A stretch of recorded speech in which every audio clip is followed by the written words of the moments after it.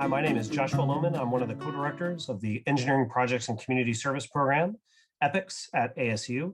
The EPICS program is a design-based service learning program that is for mostly undergraduate engineering students to engage in really interesting and challenging community-based projects. We've been working with Project Cities for 2 years. It's been a really great experience. Our students have learned a lot and they've done a lot of really interesting work. And we'd like to thank Project Cities, and we'd like to thank the town of Clarkdale for their work with us, their engagement with us, and we look forward to continued support and work and future projects. Thank you. Hello, we are Clarkdale Smart Town Parks, and we are working alongside both ASU Project Cities and EPICS for our partnership with Clarkdale. I'm Philip Keh. My name's Anthony Gal. I'm Rohan Desai. My name is Sai. So I'll be talking about a quick overview of the parks and our project. So Clarkdale Town Park is used for all the town's events, and a lot of people use it recreationally as well because it's a really popular public space. And Selna Mangini Park is going to be remodeled. Our community partner wants to integrate technology into public spaces, and they're open to any general improvements that utilize technology that we can use to improve the park.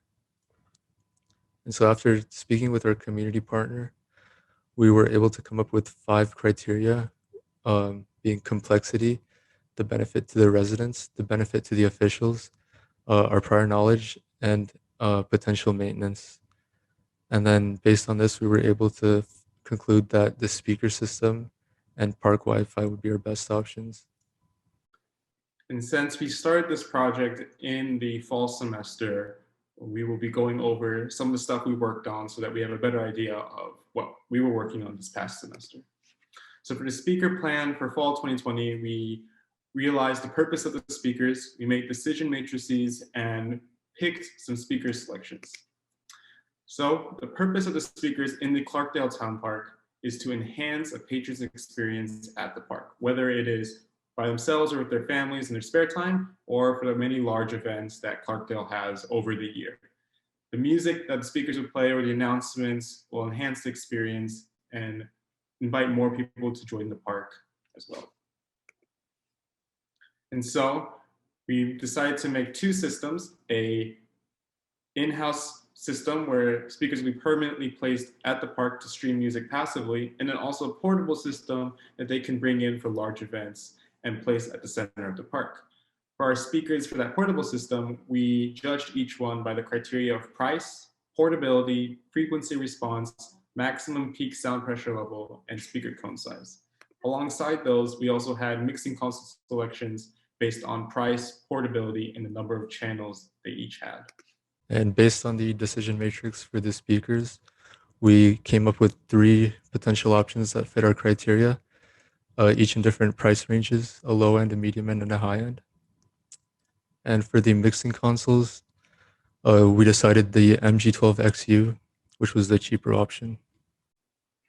And now as we look into the work we did over the spring semester, we'll talk about our partnership or our communication, per se, with Street Sounds, us developing user manuals, and then creating a bill of materials. So first off, Street Sounds was a company we looked towards to help implement systems permanently at the park. They had some experience in this in other towns across the United States, and they were wirelessly connected through this thing called a multi-hop repeater diagram, similar to how a phone communicates to a speaker through Bluetooth.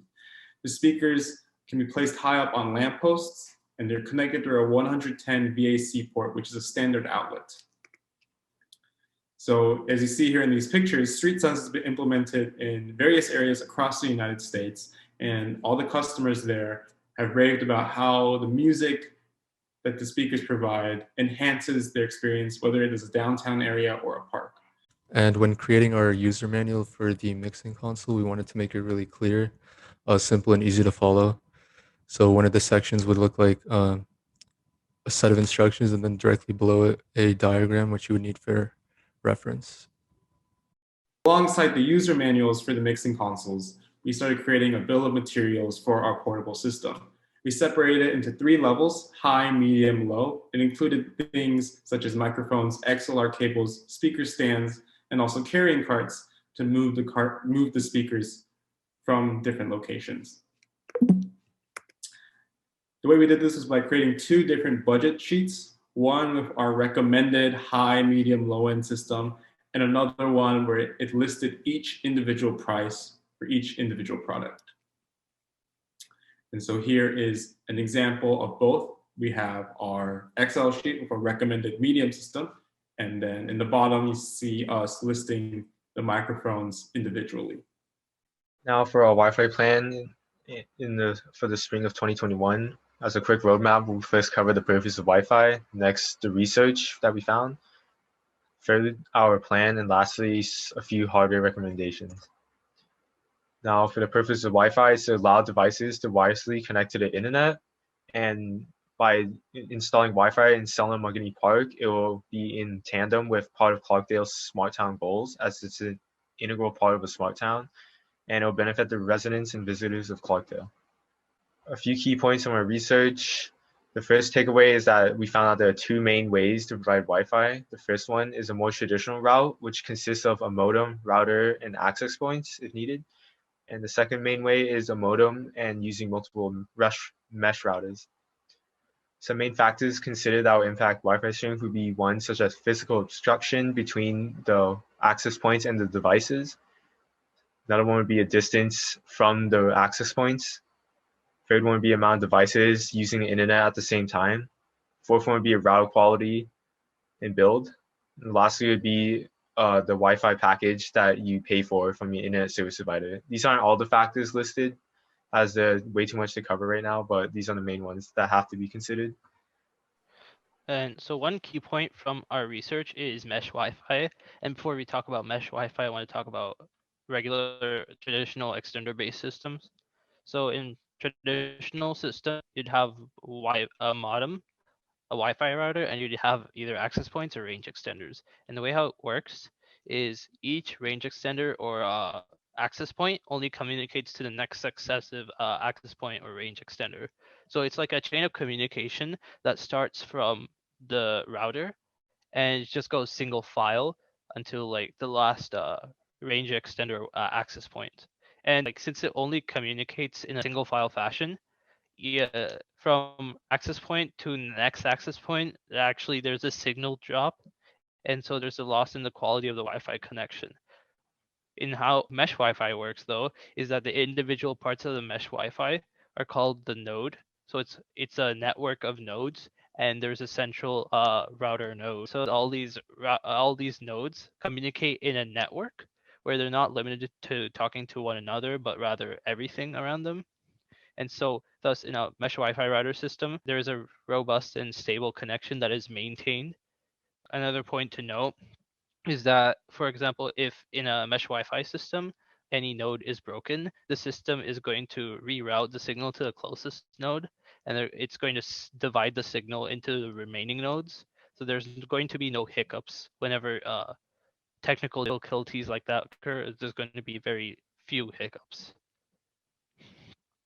As far as our pending tasks we need to acquire a robust modem, and we need to acquire one that is compatible with the Sparklight ISP that provides internet for Clarkdale. We also need to make sure that the modem is DOCSIS 3.0, and DOCSIS is essentially a coaxial cable technology, and the higher the number is, it allows for faster speeds. So since we are implementing public Wi-Fi, we need speed on the higher end so that many people can use the Wi-Fi when they're listening to music or downloading some music or any files and stuff. We also need to decide on a mesh Wi-Fi router system that is divided into the low, mid, and high ranges. We need to design a way to implement a mesh Wi-Fi router system, and we do that by judging optimal locations for Wi-Fi nodes and by determining the optimum amount of Wi-Fi nodes. As far as our hardware choices goes, we have two main modems selected right now, where the mid-tier is the Netgear cable modem CM500, which runs for $60, and the high range is a Netgear cable modem CM600, which runs for $95. However, we still need more research on our mesh router because there are many factors to consider, such as how many nodes do we need, how much area does each node cover, and what is the price per node. And we approximate this will take 2 weeks of research into next semester. We also have a comparison table to show how we selected the modems. And basically, the minimum requirement that they needed to have was a DOCSIS 3.0 connection, because that's really important in like determining the modem speed in which it can handle. And then after that, we considered the channels that the downstream and the upstream channels it has. Essentially, the more channels is better because it's essentially more bandwidth. And we also, one of the last factors that we considered was speed.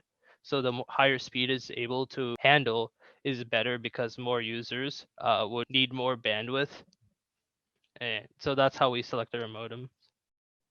And so now we'll talk about our next steps for the upcoming semester in both parts of our project. For the speaker plan, we need to still finalize some documents, including our user manual, our schematic, which will be done after we figure out how we want to do the street sounds and where to implement them, and also a budget sheet, including street sounds. And then, of course, still communicating with Clarkdale and street sounds so that we can hopefully implement the system into the parks. Our next steps for the Wi-Fi plan would be to first scout and collect more data on San Margini Park, because we don't really have a general idea of what the landscape is right now other than some Google images and maps. Next one would be to determine optimal Wi-Fi node locations, as such where to place them at San Margini Park. And lastly, for critical tasks would be to further research Wi-Fi mesh router systems, as our information on this technology is somewhat limited. Some other information that's needed is to decide on which security system we need to help secure the Wi-Fi, make sure it's not stolen or anything. We have some ideas that we came up with would be to help cage, so we can deny access to people we don't want around it, or to place it in a place that's somewhat hard to access. And another piece of information that would be very helpful would be the Wi-Fi budget, so it can help us narrow down hardware choices. Thank you for taking the time to listen to our presentation for the ASU Project Cities Showcase. We will now open it up for some questions. Thank you.